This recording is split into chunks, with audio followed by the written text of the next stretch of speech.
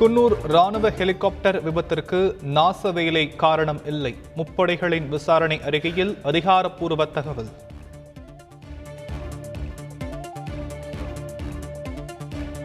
தமிழகத்தில் மேலும் 23,459 பேருக்கு கொரோனா பாதிப்பு.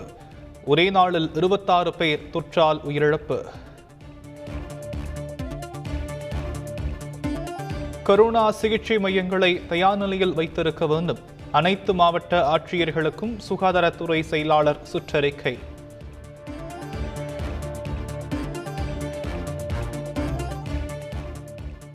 பொங்கல் பண்டிகையொட்டி அனல் பறந்த அவனியாபுரம் ஜல்லிக்கட்டு. சீறி பாய்ந்த காளைகளை அடக்கிய காளையர்கள்.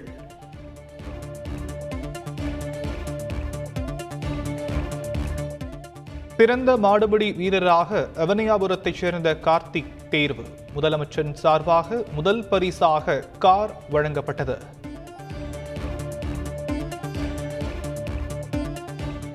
அவனியாபுரம் ஜல்லிக்கட்டில் மாடுபிடி வீரர்கள், பார்வையாளர்கள் உள்ளிட்ட 82 பேர் காயம். மாடு முட்டியதில் பார்வையாளராக வந்த இளைஞர் உயிரிழப்பு. பொங்கலையொட்டி டாஸ்மாக் கடைகளில் களை கட்டிய மது விற்பனை. 2 நாள் விடுமுறை என்பதால் போட்டி போட்டு வாங்கிச் சென்ற குடிமகன்கள். உத்தரப்பிரதேசத்தில் பாஜகவிலிருந்து விலகிய எம்எல்ஏக்கள் சமாஜ்வாதியில் இணைந்தனர். அகிலேஷ் யாதவ் முன்னிலையில் இணைப்பு விழா.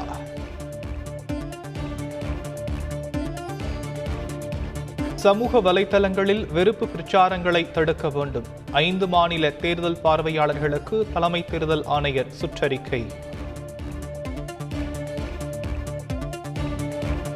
கன்னியாஸ்திரிகளுக்கு பாலியல் துன்புறுத்தல் புகாரில் பாதிரியார் வழக்கில் இருந்து விடுவிப்பு. குற்றச்சாட்டுகள் நிரூபிக்கப்படவில்லை என மாவட்ட நீதிமன்றம் தீர்ப்பு.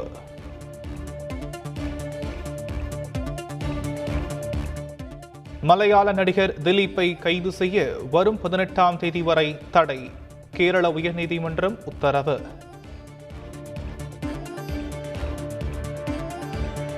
பொன்னம்பலமேட்டில் ஜோதி வடிவாக காட்சியளித்த ஐயப்பன். சபரிமலையில் ஆயிரக்கணக்கான பக்தர்கள் வழிபாடு.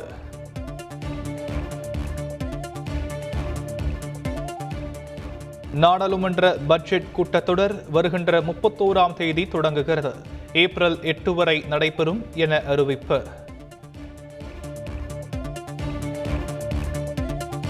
இந்தியாவுக்கு எதிரான டெஸ்ட் தொடரை வென்றது தென்னாப்பிரிக்க அணி. 3-2 போட்டியில் வெற்றி வாகை சூடியது.